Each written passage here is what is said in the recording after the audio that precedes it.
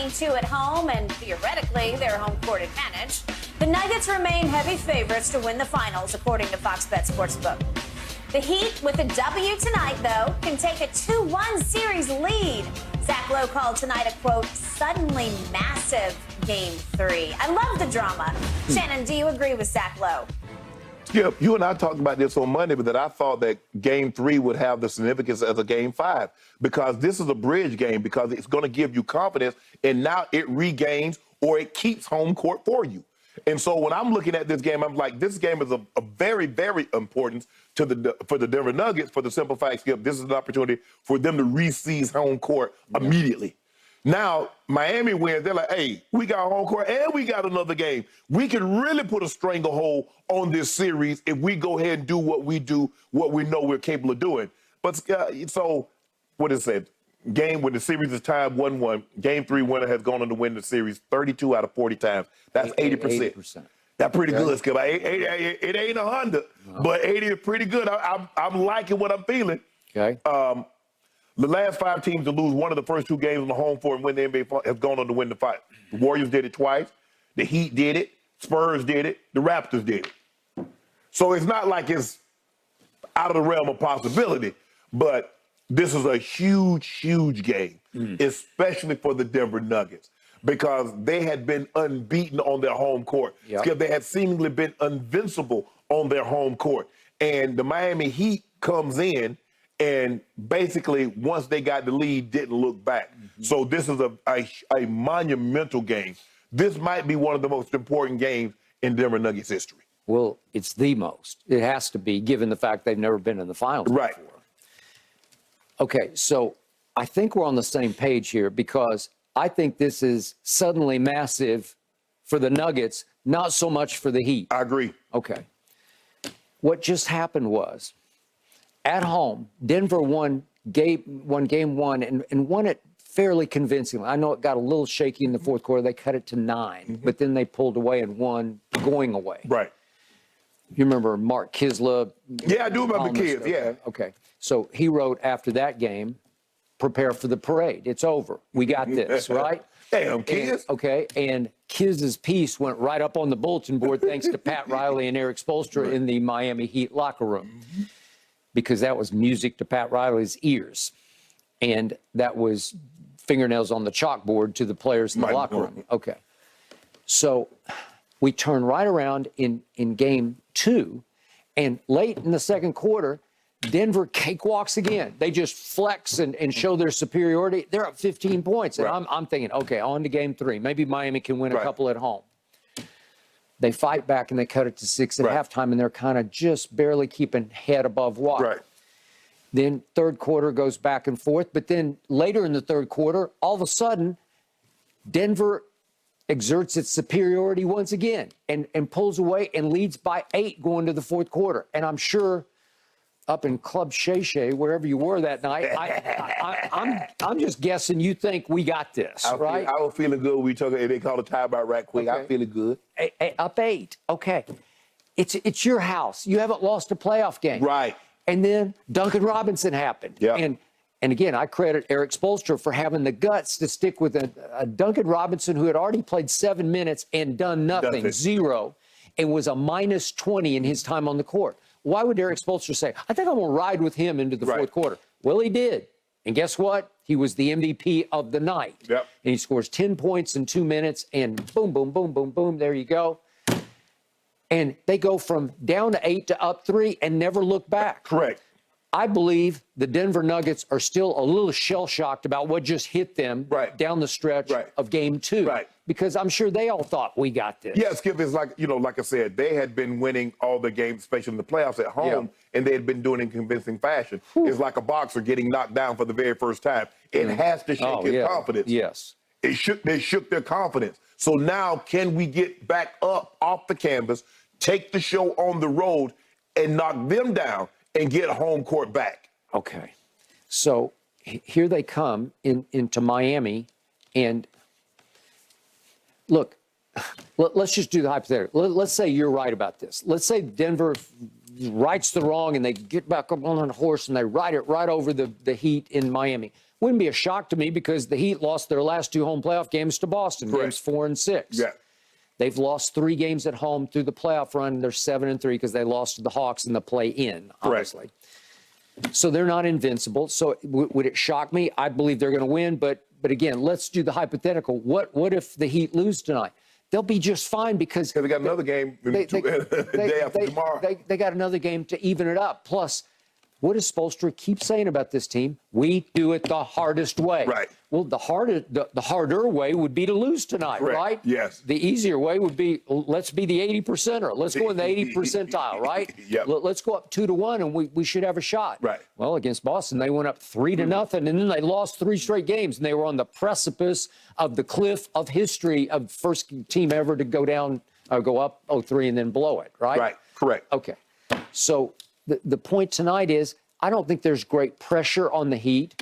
They're just going to do what they do, because what I love about them, why I'm becoming obsessed with watching them, is they just keep doing exactly what they do, and they don't really care what you do. Right. They're going to have a new plan. They'll have a tweak. They'll have a twist. They'll have a plot twist. They'll do something that Denver's not fully expecting. But it's a hero a night. It's a hero a quarter. Like, oh, Strus is hot. Oh, we'll feed Strus. Wait, Kyle's got to go. Yeah, it doesn't matter who comes to goal, especially with this team, Skip. It doesn't matter who's in or who's out. We play a certain way. We play to the standard, and that's good enough. We trust one another. No one person is big. We understand that Jimmy is the best player, but he has the utmost confidence. He'll throw the ball to Strus. He'll give it to Caleb Martin. He'll give it to Vincent. He'll throw to Duncan Robinson.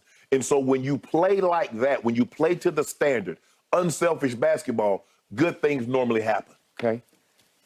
No team I've ever watched closely in my history with the NBA is as unselfish and as starless as this team, because it's the NB freaking A. Yeah. It's about superstars. The last time the Heat were in this position, well, I mean, when they were winning championships, it was LeBron and D. Wade and Chris Bosh, and it was star power. It had stature to it. This team has no stature. They're playing basketball at the lowest level, at the highest level. Right. But they're all. Jimmy Butler's a role player to me. That's what he is. He plays a role. He's kind of the point forward. Right. And he's kind of Joker-like on a smaller level in that he's just as happy facilitating as he is scoring the basketball. Right. Yes. He is not a selfish gunner of a scorer. He's not a high-volume shooter. He doesn't really enjoy doing that. He enjoys kind of playing in the shadows and hoping everybody else pulls them up, right? So the point is, I don't know, that they don't seem to feel pressure. They don't seem to succumb to it. That they don't ever play out of character. They never try to do things they're not comfortable doing because they get pushed by the other team into doing it. So to me, all the pressure tonight is on the visiting team, because the visiting team wants to feel a little better about itself, because this is the first time the whole playoff run, really the whole year, that they have some doubt creeping into the back of their mind. The thing is, Skip, if you look at it, the reason why the Heat are able to play the way they play is that they've been the underdog. They supposed to lose. So and so now you're in the fourth quarter and you nip and tuck, and the team looking like, man, we supposed to be winning this game. We supposed to be up 10. We supposed to be up this. And the next thing you know, you're down 3. You're down 5. Okay. And so now they've gaining confidence. I think the thing is, Skip, is that the Nuggets normally, if we saw them, when they hit you with that barrage, it's normally enough to take you out. But they hit the Miami Heat with that barrage, and they were still standing. And late in the third quarter, Jimmy Butler, like, that's all y'all got? Yeah, that's all we got. Okay. And so now you're in a dogfight, Skip. All right. So I saw a stat. I think you saw the stat in our overnight packet. Came out of nowhere, and it's way out there. But the stat is that NBA finalists, after winning a game, if they're under a 6-point favorite, like below 6, that they win the next game 68 times out of 69, because it's 68. 68-0-1. There was one tie. So they're undefeated in 69 tries, and I'm thinking, okay, well, now this is turning into a jinx stat for the Heat, because the Heat aren't a favorite.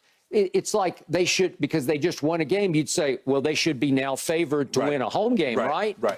No, they're a 3-point dog at home. So we're talking about a team that would be an under 6-point favorite at home. No, they're a 3-point dog at home. So you could say effectively they're 9 points. They're 9 points to the advantage of this stat, right. where it should be a done deal that it's going to go to 69-0-1, right? Yes. Now watch, the Heat do it the hardest way, so they'll be the one exception to this rule, because they're the exception to every rule we've ever tried to apply to a basketball team. Right. Because I keep telling you, they're like a March Madness team that got hot, except in March Madness, you only have to win six games. Yeah. Well, this is... They've already won 13. Yeah, they've won 13 games, and they've been doing this for 20 games. They won 2 March Madness. They have. They've won 2 national championships, okay? And again, Cinderellas don't win 7-game series because it's just too many games. Right. The Heat just couldn't handle the Nuggets last night. It was a 109-94 affair. Miami never led in the second half. Denver, though, they led by as many as 21 in the fourth quarter. NBA champ Eddie House back hanging with us this morning. Eddie, we got Skip and Shannon's thoughts on this a little earlier. Do you think the Heat got exposed last night? No, that's not the word to use, exposed. I think they got bullied last night. For the first time in a long time, I've seen a Miami Heat team just get outworked, outplayed, out-hustled, outsmarted. I thought Denver's plans of heavy pick and roll with Jokic and Murray put Miami in so many different compromising positions defensively. And they just didn't have an answer for that. And I think it started with Murray and Jokic in the first quarter. They set the tone, and everybody else followed. And really, it was the third quarter, to me, where I felt they got beat down. And for the first time, like I said, they got bullied. And you look at the points in the paint was 18-4 in favor of Denver. That tells me somebody's playing with more force. Somebody's playing with more will and also a sense of control, desperation. Right? They was 6-0 on second chance points, 6-0 second chance points. Those are all workable. We're working. We're outworking you. We're trying to get it. Think about that Jamal Murray play where he took a jumper at the top of the key. He misses it, goes through 2 Heat defenders, gets the rebounds, and lays it back up. Those things usually doesn't happen with the Miami Heat, but last night, and it doesn't even matter. If anybody, first time in history, 2 30-point triple-doubles, I think anybody's going to lose that game. But they're definitely going to lose if they come out with that effort. And you got to give Denver all of the credit because they played like it was a Game 7, and they were desperate for their playoff lives. But when you look at it, one's a 1 seed, Eddie, the other's an 8 seed. I believe the Heat have been on borrowed time because they've been playing. It's not like the Nuggets are doing something they haven't done all year. This is who they've been all year. The Heat are doing things they haven't been. They don't normally shoot the 3 like this. This is why they're able to win the ball game. And Strus and Benson and all these other guys, Caleb Martin, they didn't play like this in the regular season. And I know you can say, well, some of these guys with Nick, but they're shooting the basketball at a level that we've never seen them shoot the basketball before. So when you ask a team that's 27th in school with 27th in 3-point shooting, and they're dead last in points per game, and all of a sudden they're doing this, I'm not surprised that the Nuggets had their way with them last night. Jamal Murray and Nikola Jokic outscored the Miami Heat starters. They finished 2 rebounds. Just the 2 guys, 2 rebounds fewer than the entire Heat team. And you know the Nuggets. Remember, I was getting on the Lakers. Bruh, y'all put this a little small. You start with 3 guards. When you know the Nuggets are the best rebounding team in the postseason, and you start with 3 guards, knowing Jokic is going to get you on at the bare minimum, he's going to give you 15 rebounds. Now you got 6'8", 6'9" Gordon. Now you got Porter Jr.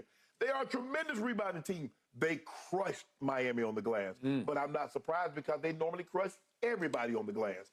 But I'm not surprised that the game got lopsided because, Eddie, remember I told you yesterday, if Porter Jr., and he's been terrible, and Gordon give you 30, well, it was basically Braun and Gordon gave you 26. I said they won by 8. They won by 15. Jokic and Murray going to do what Jokic and Murray do. But if they can get 2 guys to give them 25 to 30 points, he can't match them, even if they shoot the 3 good. So, Eddie, to sum up what my partner just said from across the table, he thinks it's over because they got exposed as 8-seed frauds last night. That's what he believes. It's a little early. It's a little early for Christmas, but I'm wrapping this one up. It's a little early for Christmas, Eddie, but I'm wrapping this one up. You can't do that, man. The game, every game has its own identity, its own. Every game is its own entity. Thank you. All right. Jimmy Butler summed it up and nailed it after the game last night. I'm speaking to Eddie here because he once played for Pat Riley as a Miami Heat player. Jimmy Butler, after the game, said, maybe we thought we had done something, as in steal game 2 at Denver, as in the Heat came out last night as if they were in control and could put it on cruise control. They cannot. They have to come out like they are the hopeless, desperate underdogs playing for their playoff lives. And instead, they played like the overdog last night, like they were suddenly Denver, and they can just fat cat it and strut out there. And if Jamal's going to get a loose ball rebound here and there, it doesn't really matter. They actually started off the game pretty well, and they actually went deep into the second quarter, making it a basketball game. They were actually barely ahead with 3 minutes left in the second quarter. I got to tell you, as great as Joker was last night, he was great. Jamal Murray saved their bacon all through the first and second quarter. Every time he made a shot, it was to cut it back to 1, cut it back to 3, cut it back to 4. It kept teetering on Heat are going to take control because they did feel like they were the overdog last night. And Jamal said, no, no, no, no, no, not in your house. The point is, if the Heat are going to wind up shooting 37% from the floor and 31% from 3, they're going to lose to Denver because they have to make shots. It's as simple as this. They had a rare playoff game in which they did not make shots. They came in shooting 39% from 3 over the first 20 games. Right. Well, that's not getting exposed. That's just a bad night because you didn't take them seriously. That's what I'm saying. And think about it, Skip. And who's the second best team in the 3 in the playoffs? The Denver Nuggets. They shot 28%. And they haven't shot it well at all. Thank you. Yeah. So what happens if the Nuggets all of a sudden get a hot streak from 3 and with with Yoke and Murray and doing what they do? Then what's gonna happen? Well, I mean, you're gonna be in trouble if they knocking down threes. I mean, Miami was +6 on threes. You would look at that and think it would be a closer game. But let's not forget this: in the second quarter, something happened to the Miami Heat. Gabe Vincent got 3 fouls. He was never able to get into his rhythm. The offense didn't. It was kind of clunky after that. Getting into their rhythm, getting into their offense, making sure guys get what they're supposed to get. And I'm not making any excuses because it happens. What I'm saying is those things do affect you. And Gabe Vincent has been the 3rd best player for the Miami Heat pretty much the whole playoffs. You know, Caleb Martin was great in the last series, but in totality, the playoff, Gabe Vincent has been that guy for them. That 3rd guy. And last night he got in 3 fouls in the second quarter, wasn't able to put his imprint or get any kind of rhythm to the game. And it just kind of took Miami, kind of wiggled them out of their comfort zone offensively. But you can't take anything away from Denver. I think Denver did a great job of constantly attacking. And for the game, think about these numbers. They were +26 points in the paint.